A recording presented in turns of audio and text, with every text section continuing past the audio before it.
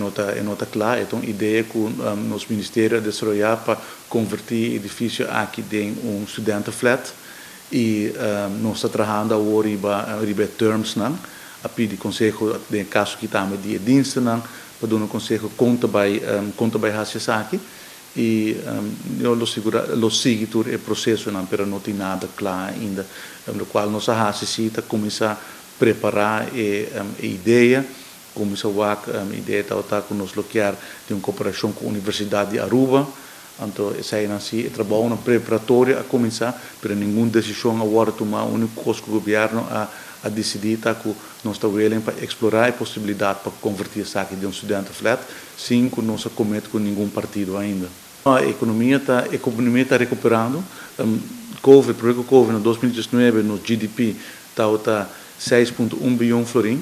E agora aqui para 2023, nós vamos ser com 6.148 milhões de florins, que está uma recuperação de 101,1% comparado com 2019. Então, nós previsamos que aqui em termos nominal, a economia já surpassar a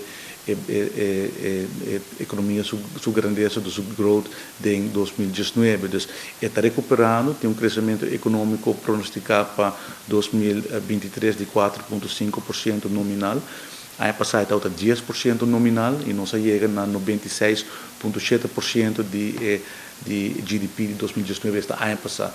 Então, o WACO tem crescimento, naturalmente tem challenges, é não fácil, naturalmente aí passar com a primeira introdução de BTW, BBO, cria pouco incertidumbre, seja comércio, pero mita querer sair desse ano que nós está ganhando, que agora que tem tique mais tranquilidade, pessoa tem duidelijkheid, a lijn de belastingen passa, turgende por ajustar na plano e por começar plano. O comerciante quer segurança e agora que não sabe que a situação está e não por ajustar na plano. Então, mita sinto que aí começar com tranquilidade e se nós vamos estimação e pronóstico que o Departamento de Assunto Econômico está primeiro que aqui também é toch melhor que ano passado e melhor que 2019. Então, o crescimento e recuperação tem, mas o turismo a recuperar tanto de quantidade como entrada e tourism credits para bastante tempo acaba surpassar em 2019, mas sempre a economia está um pouco mais para trás de cifra de turismo.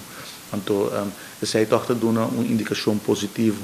E se me waco é coisa que nós mesmos está fazendo, me waco tem uma traction, me waco comerciante na direção positivo. Naturalmente tem preocupação de preço internacional, que é uma preocupação, mas me waco se com iniciativa de parte do governo mesmo, está a boa recepção seja comércio e nós lo seguimos assim.